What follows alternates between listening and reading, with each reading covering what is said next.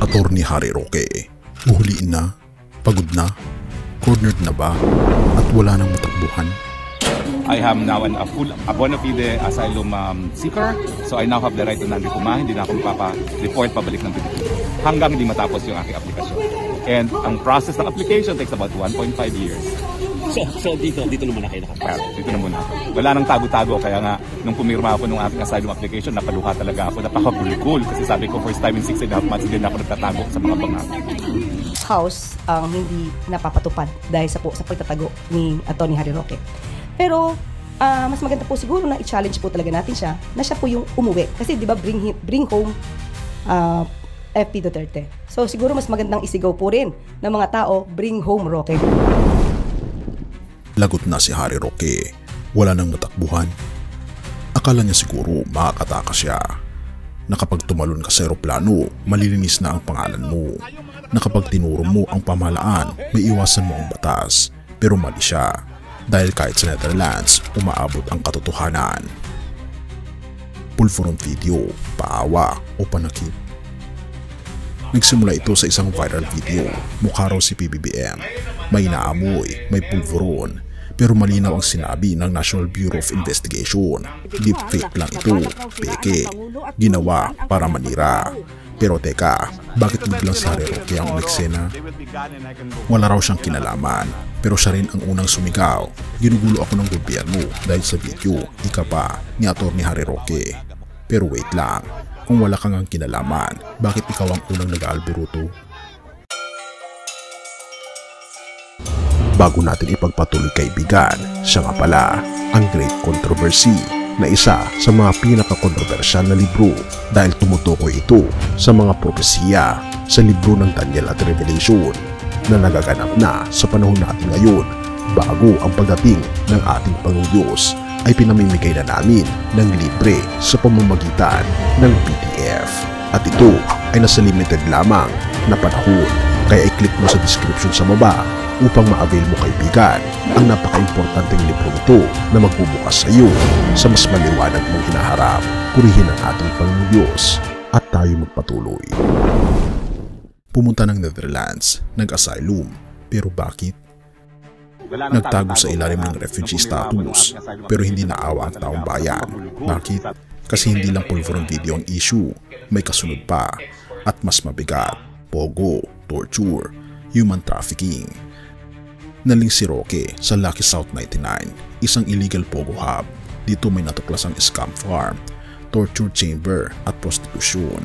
Hindi ito gawa-gawang kwento, ito may dokumento, may kaso, may investigasyon. Pero anong sabi ni Roque? Afterthought lang daw yan, hindi raw siya sangkot. Therefore, bakit hindi niya ito harapin sa korte? Tinawag pa niyang mapayaso ang Kongreso. Nakalimutan na ata ni Atty. Roque na dating kongresista siya, pero ngayon puro paninira ang balik niya sa mga dati niyang kasamahan, mula sa hindi pagsumite ng SALN at tax documents hanggang sa pagiging cited for contempt. Ginawa niya ang lahat maliban sa pagsagot ng tuwiran. Hindi ito political persecution, ito ay accountability. Ang gobyerno ni Pangulong Bongbong Marcos ay hindi basta-basta nag-aakusa, may proseso, may ebidensya, may basehan. Hindi ito panggigipit, kundi pagtutuwid. Kahit si Pangulong Bongbong Marcos ay pinoprotektahan ng batas at hindi ng haka-haka. At kung ang video ay deepfake, bakit ang isang taong walang kinalaman ay pilit umaarte na siya ang biktima? Atty. Roque, pagod na? Cornered na? Pero sa totoo lang, bakit hindi siya pagod sa pagtatago? Akala niya siguro makakalipad siya palayo sa katotohanan. Pero hindi siya tinutugis dahil sa video, tinutugis siya dahil may batas, may hustisya kaibigan, at may gobyernong seryoso sa paglilinis ng sistema. Hindi ito political persecution, ito ay simpleng katotohanan. May pananagutan ang bawat isa, lalo na kung ikaw ay dating tagapagsalita ng Pangulo. Have mercy, O God, at purihin ang ating Panginoong Diyos.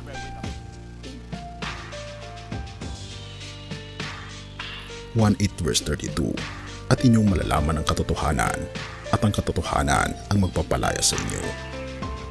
Sa harap ng kontrobersiya, ingay ng media at mga taong nag-aakusa ngunit lumalayo sa hustisya, may isang malinaw na aral tayong mga Kristiyano.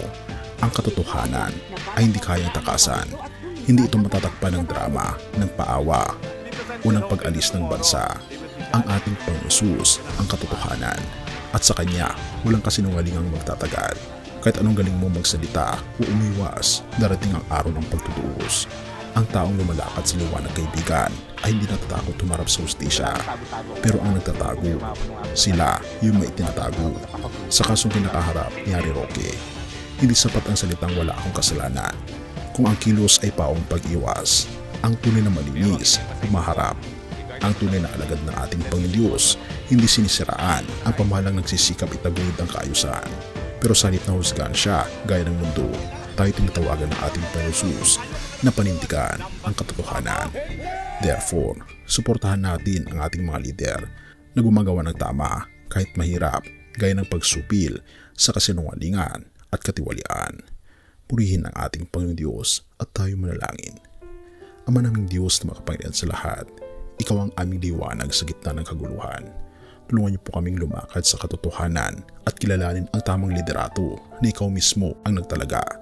Alisin niyo po o aming Panginoon Diyos ang takot sa puso naming humarap sa katotohanan at bigyan niyo po kami ng tapang na hindi sumama sa kasinungalingan.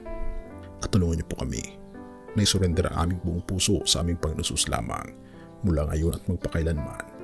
At patnubayan po kami at patawarin po kami sa lahat ng aming pagkukulang at pagkakasala. At salamat sa pagdinig ng aming mga panalangin sa pagkatatamis sa hiling sa matamis na pangalan ng aming Panginoon Jesus. Amen.